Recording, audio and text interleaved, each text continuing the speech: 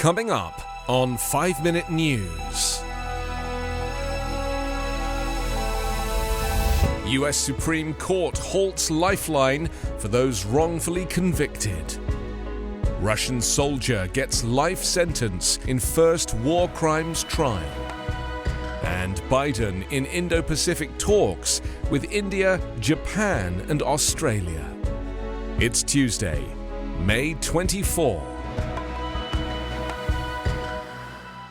I'm Anthony Davis.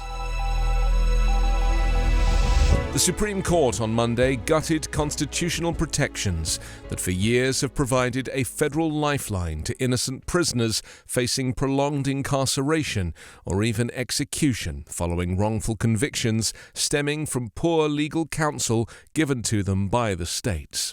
In a 6-3 ruling, the newly dominant right-wing majority of the nation's highest court barred federal courts from hearing new evidence that was not previously presented in a state court as a result of the defendant's ineffective legal representation. The decision means that prisoners will no longer have recourse to federal judges, even when they claim they were wrongfully convicted because their lawyers failed to conduct their cases properly. The decision eviscerated the Supreme Court's own precedent in a move that the three liberal justices called illogical and perverse. In a dissenting opinion, Justice Sonia Sotomayor slammed the decision, warning it would leave many people to face incarceration or even execution without any meaningful chance to vindicate their right to counsel. The ruling in Shin v. Ramirez was written by Clarence Thomas, the increasingly right-wing justice who has come to the fore as a result of the court's sharp shift to the right following Donald Trump's 3 appointments. He was supported by all 5 other conservative justices, including the Chief Justice John Roberts. In his opinion, Thomas presented the case as one of the state's rights. He said that federal courts should not be allowed to override the state's core power to enforce criminal law. A captured Russian soldier who pleaded guilty to killing a civilian was sentenced by a Ukrainian court on Monday to life in prison, the maximum, amid signs the Kremlin may, in turn, put on trials of some of the fighters who surrendered at Mariupol's steelworks.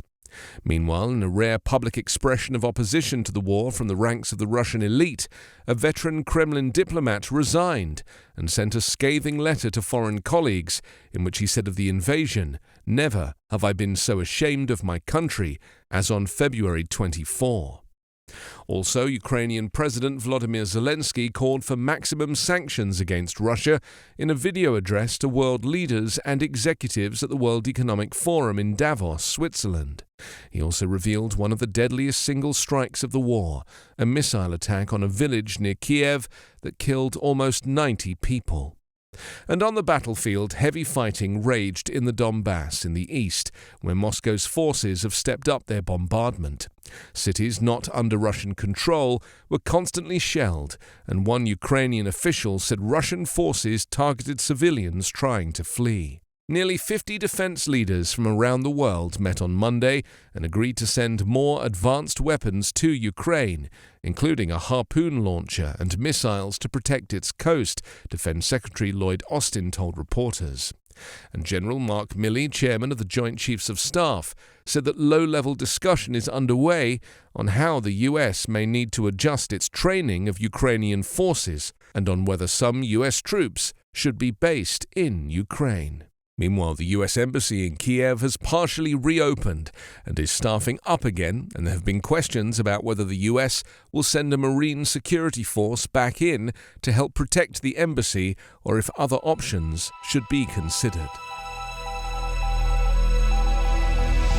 President Joe Biden is winding up his visit to Asia today by holding talks with a quartet of Indo-Pacific leaders that includes Australia's new Prime Minister and India's Narendra Modi, with whom differences persist over how to respond to Russia's invasion of Ukraine.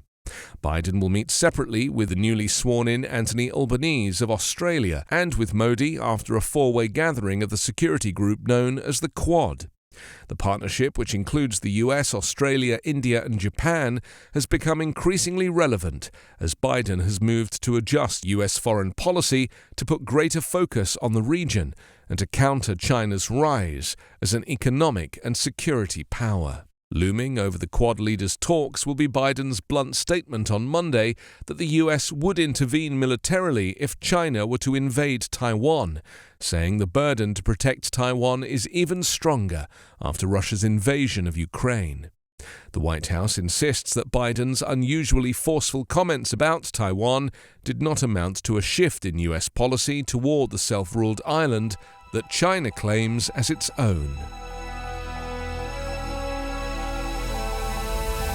You can subscribe to 5 Minute News on YouTube with your preferred podcast app. Ask your smart speaker or enable 5 Minute News as your Amazon Alexa flash briefing skill.